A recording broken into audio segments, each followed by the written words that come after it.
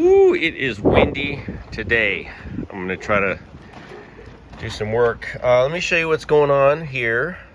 So as you can see, this is a little offset to the driver's side, and this is the issue with the little,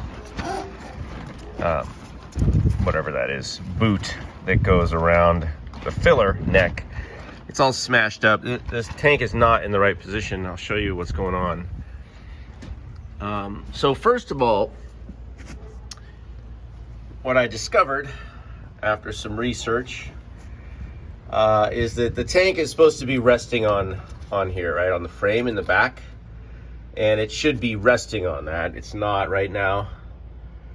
It is too far forward, and so also this indentation here is supposed to go there, obviously, so it's too high up. That's why it's getting smashed up there. So I'm way off. If you look at the tank, this bar, the support is supposed to be basically lined up, or the tank is supposed to be lined up with the front. So these straps, basically, they want to be going straight up. So I'm a good 2.5, 3 inches forward. So also, what I noticed, and it's not a big deal, I kind of like this look better, but these bolts are the heads are supposed to be from the top down, and then there's no washer on the top, which is weird, but that's what's in the manual. No washer on top, and then the flat washer, and then the lock washer on the bottom. So I'm gonna loosen this because obviously I have to move the tank, and it's pretty tight. I already loosened the straps here all the way loose. I don't really want to take them off because they're hard to get. These are hard to get back in. But I might have to do that just to push the tank up. I can't really move it right now. Also, just FYI, this anti-rattle, this piece, the anti-rattle shield, it goes in the back of the tank. It's supposed to go right in the back, so like parallel. It's supposed to go in the back this way. I saw one person with it installed, and they had it going like halfway here and then halfway on top. It doesn't go like that. It goes right in the back, flat, this way. Hello. This is to inflate the car in case of emergency. All right, I'll check back with you guys later. See if I can get this tank positioned correctly.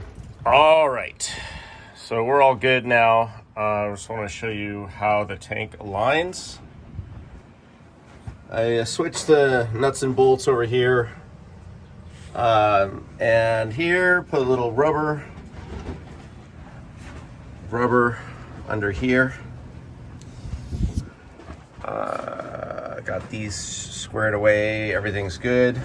I want to show you what I was doing to align the tank, which is I needed to move the entire tank this way a little bit, and I'll show you the top. So you're going to need to go up and check up above where your filler neck is. What I did is pretty basic. I just loosened everything, loosened these a little, didn't take them out. And then if you just get a piece of wood like this, and you kind of wedge it here, and then you can push, you know, like that, like this kind of action. Just go here, and that's all I did, is just push against that and kind of shove this whole thing over. Let's go look at the top. So what you're going to want to do periodically is you got to check the filler neck alignment and make sure that it's pretty square. I'm happy with this, although that boot is still kind of wavy. I'm going to have to check that out. By the way, look at the inside. It's all coated with that tank sealer that I got. You can see the sending unit there. Tank sealer is kind of weird, but I'm glad I did it. I don't think it's really necessary, you know, with a new tank. So I went and got the old rusty gas cap just to check it, and then I sort of, this isn't going on right now, but check this, you know, just kind of for fitment. So that's what that's looking like. It's actually, yeah. So I think we're good. I think that's good. I've got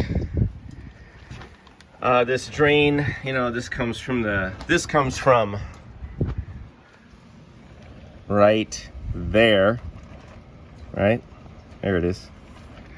And it runs over the top, and then what this does, when you're ready, I'm not ready yet, but this comes down, and it follows the bumperette, and it just sort of drains right.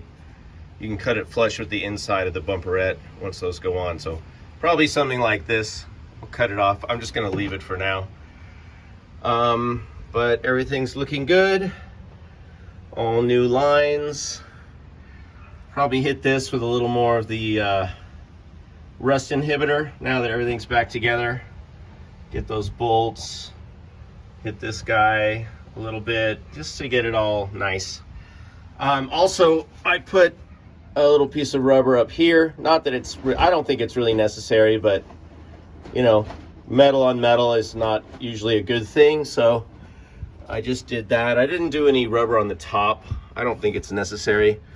Some people like to put it up over the top of the tank, but honestly, it wasn't there when I took the old tank off, so I don't think it's necessary, and it just makes it harder to get these hooked up when you go to hook these up. Frankly, this is probably one of the hardest things to do, is to get that lined up. I did get a pair of vice grips for a minute, and I grabbed it like that and sort of tried to push it up. I ended up just here's it for FYI, is I took a screwdriver and I pushed up here while I put the bolt in. So you just want to get the angle. That's the hardest part. You see there is when you put these straps in, this part is going to be angling down, and it's hard to get this started. You can see here, I don't know how well you can see that, but there was no washer on that when I took this apart. So I put a washer on there just to make it easier to spin that, but that's not a good angle, obviously. I'm going to tighten it down. It might flatten out a little, but it's kind of funky back here. This one's a little better. It's just sort of a weird system. It's a little clunky, but it is what it is. All right, you guys, thanks for checking in. I'm going to go ahead and the last thing I have to do is tighten the straps down, so I'm going to do that. And then tank is good. Tank is in. Thanks for watching.